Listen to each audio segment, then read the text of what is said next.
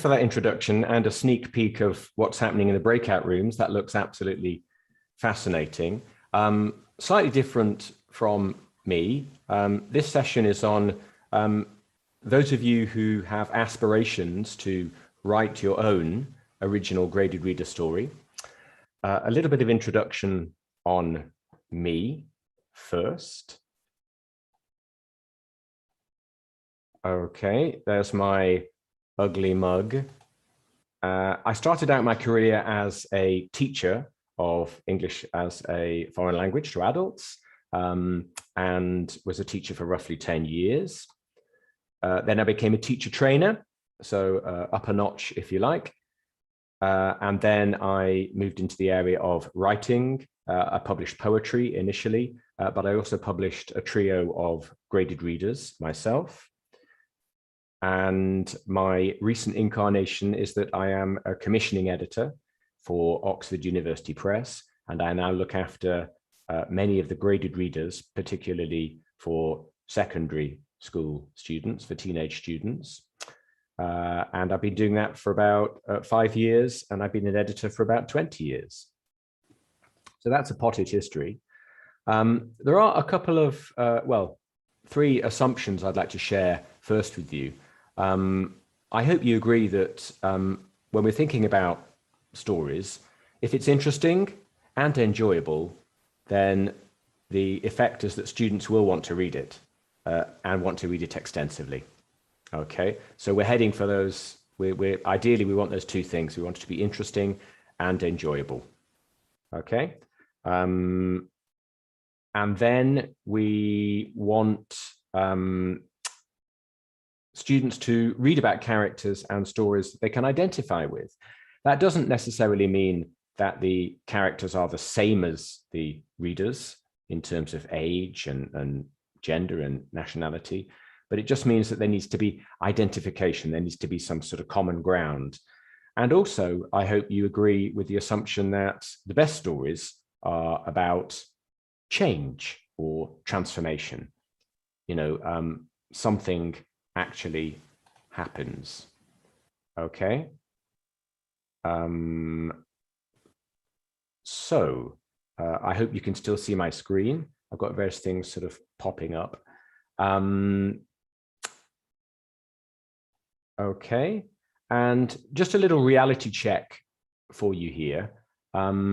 It's important you appreciate that original stories sell less well than adaptations of classics or movie and TV tie-ins, and even in many cases non-fiction. So if you do have aspirations to write an original graded reader story, you probably have to write a lot of them to be successful. For various reasons, the market is quite slow to sort of pick up original stories. Most students, most teachers want stories with that they already recognize. So they're adaptations of movies or TV series or adaptations of classics. There's that recognition factor, which is really important. So original stories are difficult to sell, but that doesn't necessarily mean we shouldn't publish them, we shouldn't do them. They can do a lot of things which existing adaptations can't. Okay.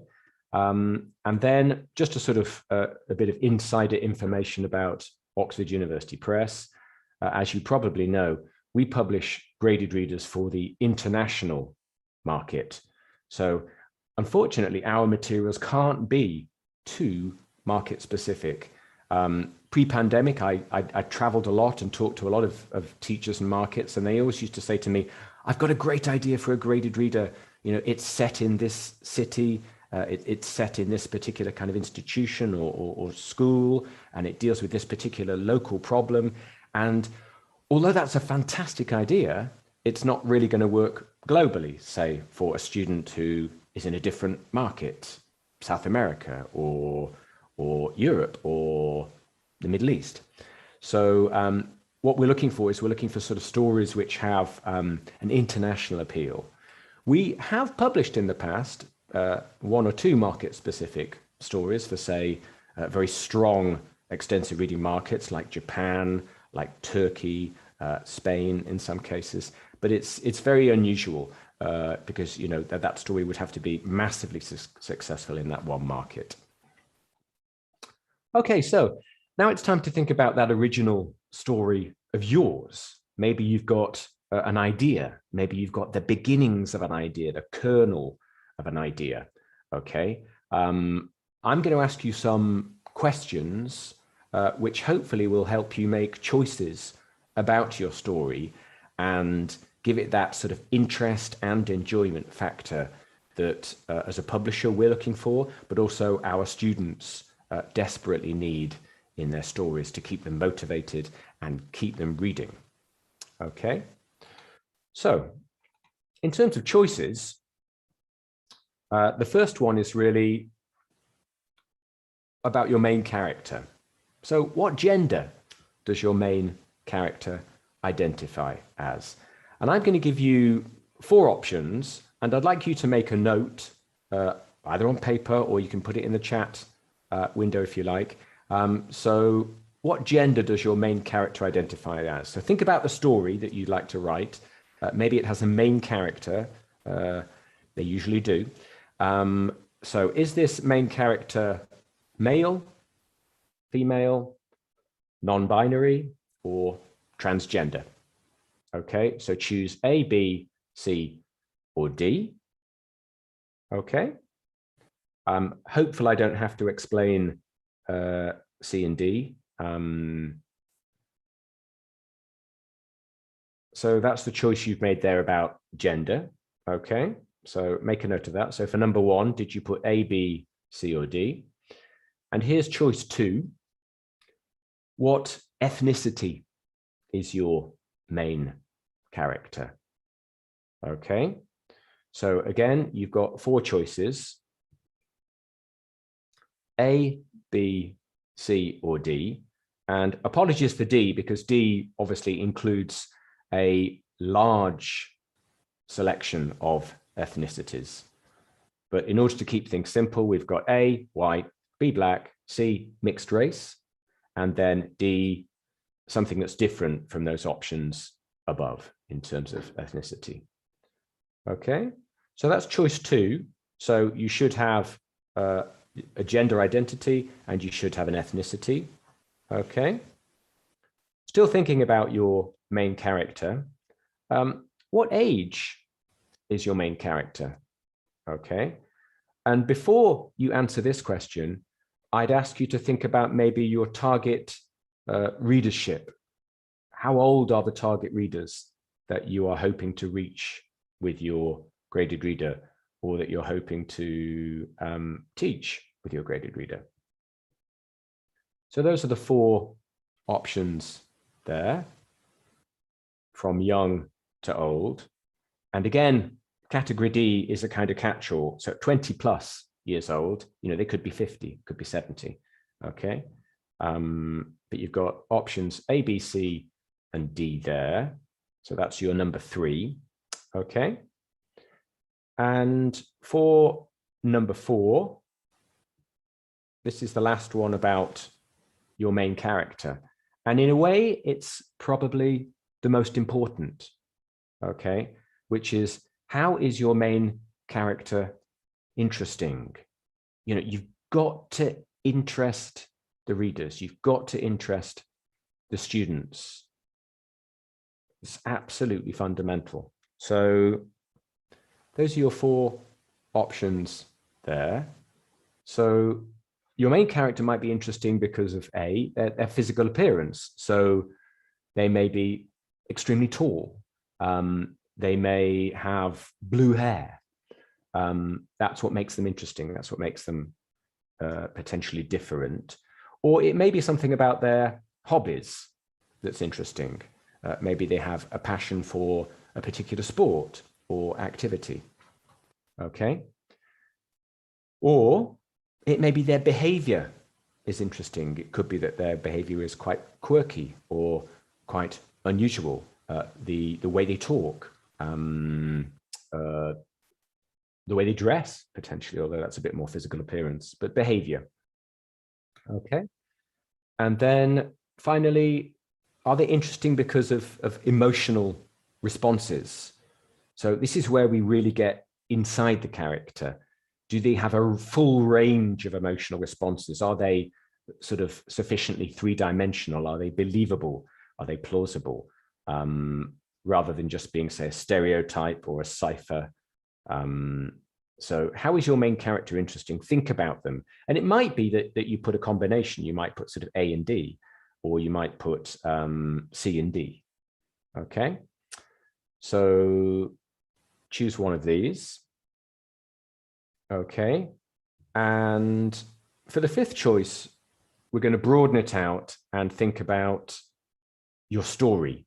Okay. This idea of, what is your story? What is the story you want to tell in your graded reader? And this is where we get to the sort of pitch, if you like, the kind of classic sort of Hollywood elevator pitch, where you try to describe your story in 3 words. Okay. So think about your story that you've got in mind, distill it right down to its essence. What are you really telling? What is actually happening? Okay. And here are your 4 options to choose from here. So is it a sort of boy meets girl or girl meets boy story? Is that really what it's about? Is it about a kind of romance? Okay. Or B, is it sort of a trouble story, a danger, sort of difficulty story, trouble at home or school? Okay. Perhaps it's a bit more profound than that. Is it about discovering the truth? Okay. Or is it even more broad than that and even more aspirational than that? Is it about change the world? Okay. Now, of course, it might be something different, but try to fit it into one of those categories if you can. They do say that there are probably only about 7 stories in the world in terms of kind of plot or story types. So pretty much every story that's ever been told can fit into one of those 7. But we've just got 4 here as an example. Okay, good. So I've given you 5 choices to get you thinking about your story. And you've probably made a note of letters A to D for each of those 5.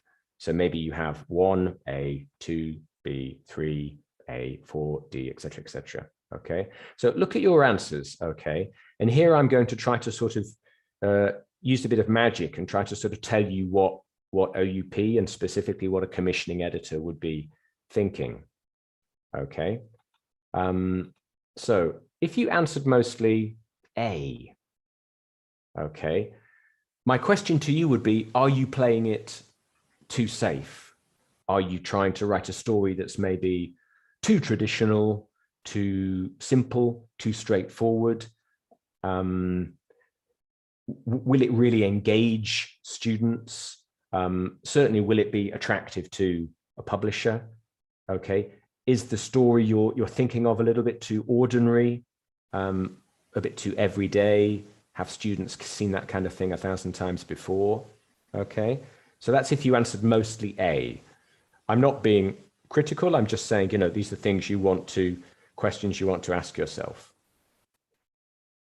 Okay, B.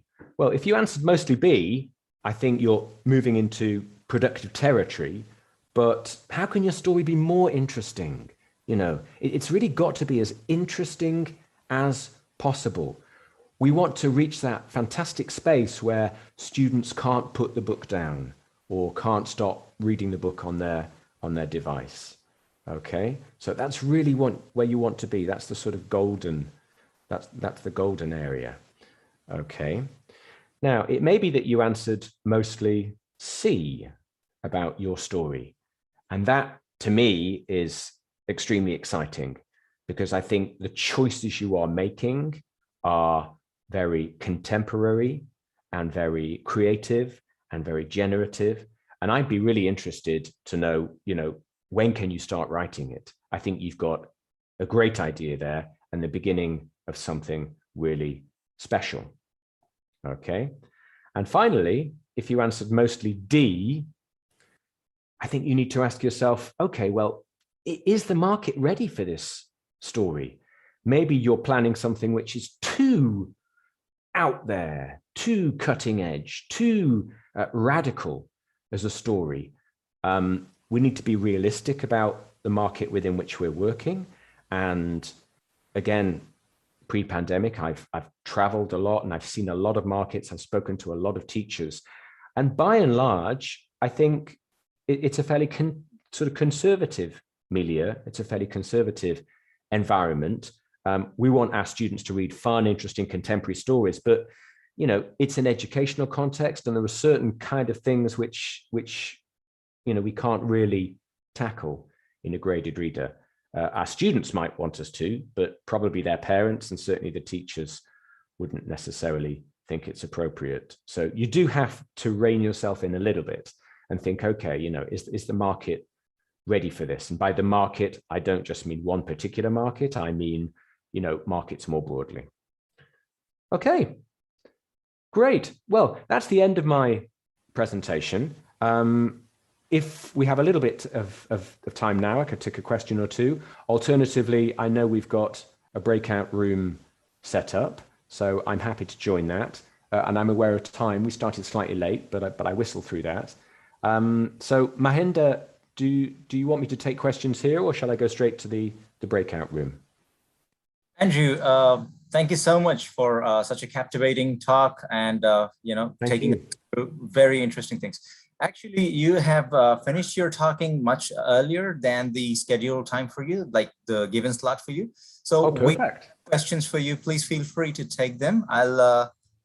Shall I relay these? Yeah, why don't you? Because that will allow me to concentrate on the question rather than nipping in and out of the chat. Yeah.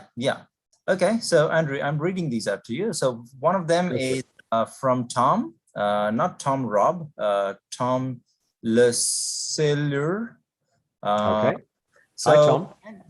Yeah. So Andrew, does OUP have any plans based on the UNESCO Sustainable Goals, which would appeal to both secondary, primary, and adult learners? Is it an idea that could span the 16 goals? That's a really interesting question. It makes me think you've been looking at our publishing plan, Tom. The UN SDGs, the Sustainable Development Goals, are really important in terms of kind of influencing our publishing plan, particularly for certain markets. Italy, for example, is really keen to see readers in these areas. Would you believe we have our next commissioning meeting on Monday? So that's tomorrow here in the UK. And the UN SDGs are one of the things we're going to be considering, which is, can we publish either individual readers or a sub-series of readers on the UN Sustainable Development Goals? I think if we did, it would obviously be non-fiction, and they might be you know, a bit more sort of like our Fact Files series for Oxford Bookworms Library. But it's something we're definitely considering. If you personally have any ideas or any opinions, or as a user, there are things that your students need, please do get in touch with me. I'm more than happy to field individual emails. You can see that my email is on the screen there right at the bottom. So, you know, more than happy to take any ideas on that subject. But thanks, Tom. That's a really intriguing and interesting question. Thank you. Thank you for taking that. So, Tom, will that answer your question, or do you want to follow it up with Andrew if he's available later in his breakout room? Or you can email me, Tom. I mean, if you've got, you know. Yeah, I'll email you, Andrew. Brilliant. Thank you so much. Appreciate that. Okay. I mean, I'm aware that in my particular session we looked at original stories, but just to make it completely clear, I do commission adaptations and non-fiction. So I'm responsible for commissioning sort of completely across the range of genres. But I think one of the most interesting things is the idea of original stories, and that we all have a story in us.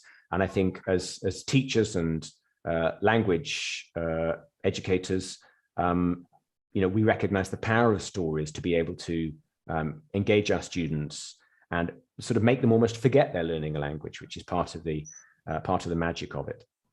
Great. Any other questions? Thank you, Andrew, for elaborating on that. Yeah, actually, we do.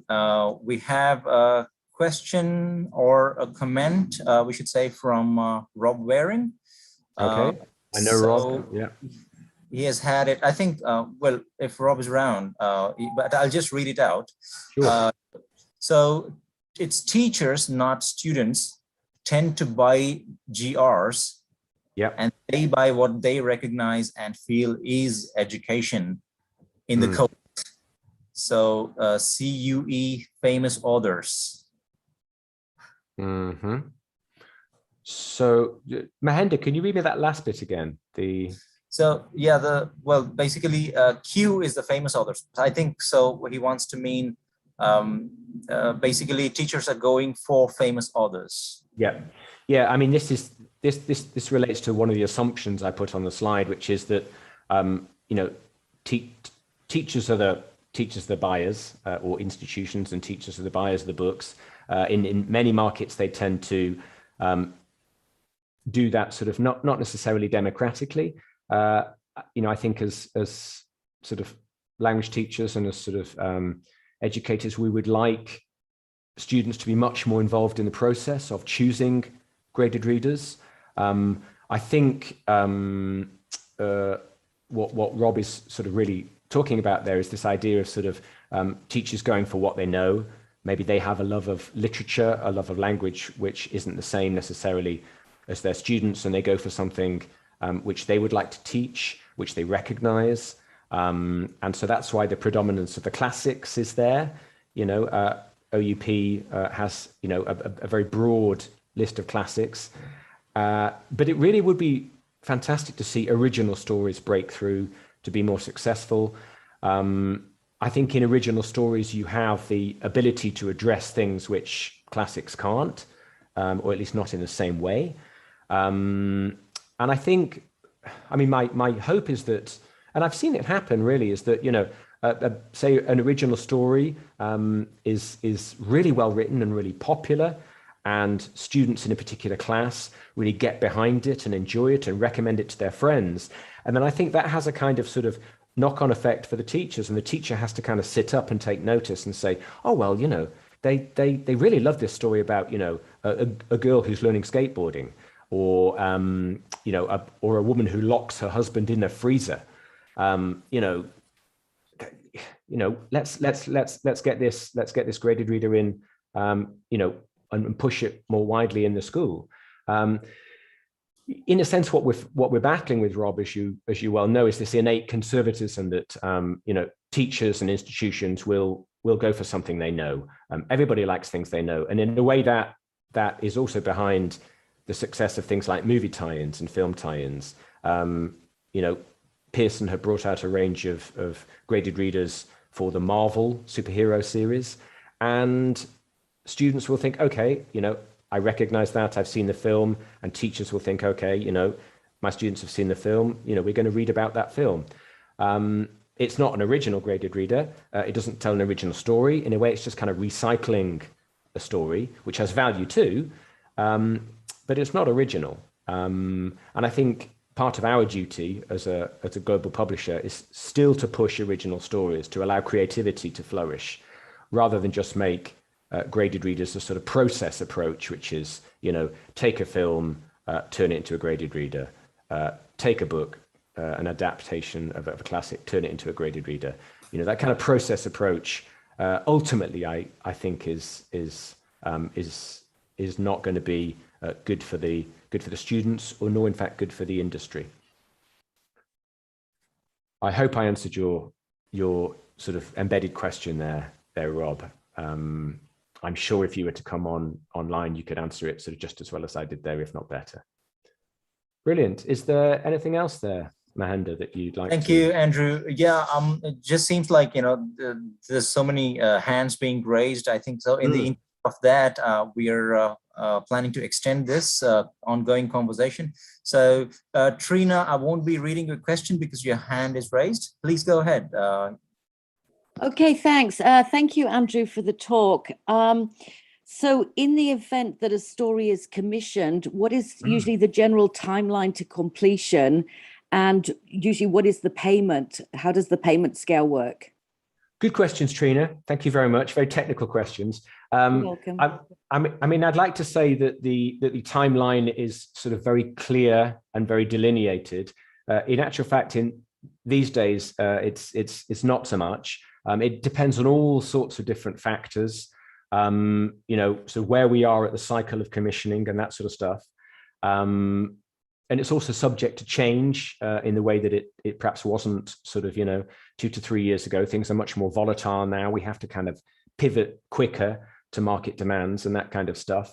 Also, as a business, it's difficult because if the business sees a focus somewhere else in terms of course books, then graded readers, which although valid, are not necessarily the foremost revenue raiser, would be deprioritized. So with that kind of caveat, what I would say that if you submit an idea for a graded reader of any kind, it will be given due consideration, and then someone would get back to you probably within the week. It's usually me. I'm very quick to acknowledge that and tell you where you are in the process. If we think your idea has value and we'd like to take it forward, then that would be wrapped into the next commissioning cycle, which usually is sort of 2 or 3 times a year.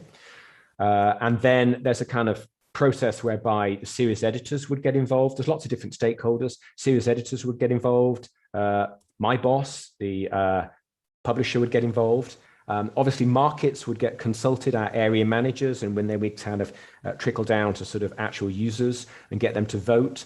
So assuming your idea kind of makes the shortlist, then, and we know you can write it, we'd ask you for a sample, we'd give you feedback on the sample, see how you respond to feedback, because obviously it's a partnership. It's not just about your idea with an OUP logo. We have to be able to kind of work with you to grade it, to make it the best possible story it can be.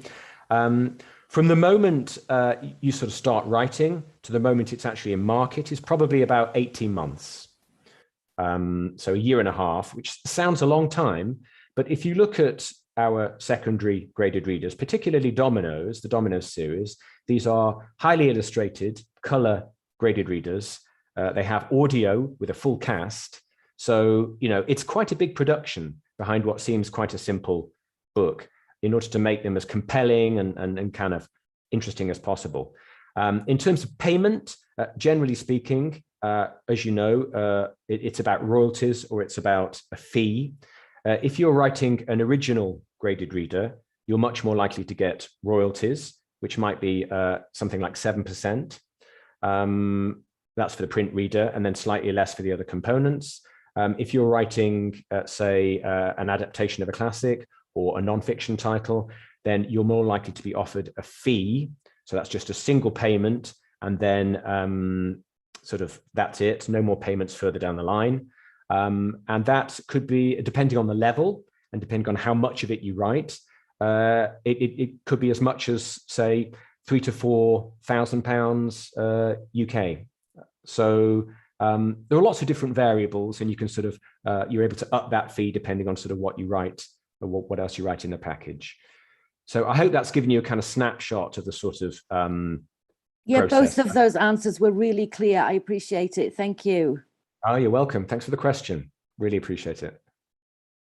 Thank you, Trina. Thanks, Andrew. It seems we still have questions coming to you, Andrew, and we're a little worried about the time for the next presentation, but Mark seems to have decided we will start a little late the next presentation. So a quick announcement that we will extend your Q&A for a little more. Okay, well, I'm happy to do that if it doesn't compromise other presenters. If I'm sort of filling for you, I'm more than happy to do that. Sure. Yeah. So Timothy is around, and yeah, I think Mark has already spoken with him. So a little bit of time adjustment. We're getting that.